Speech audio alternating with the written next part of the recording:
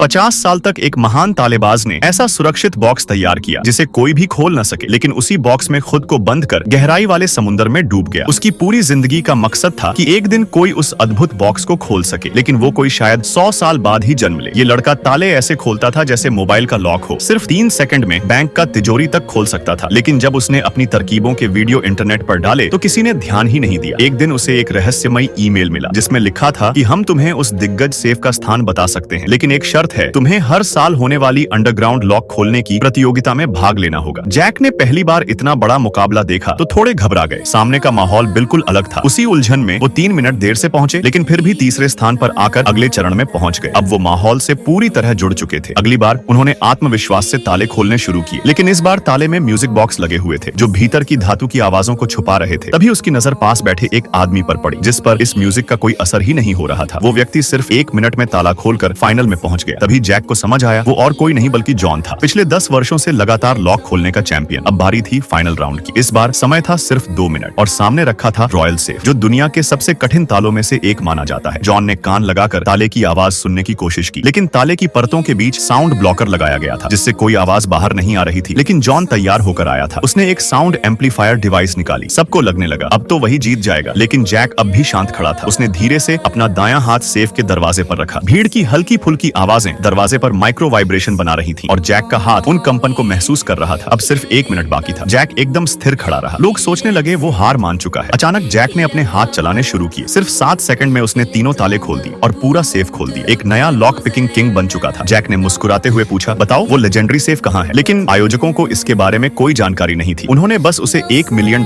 का इनाम दिया और वहाँ से विदा कर दिया। अगले दिन एक रहस्यमयी महिला उसके सामने आकर खड़ी हो गई।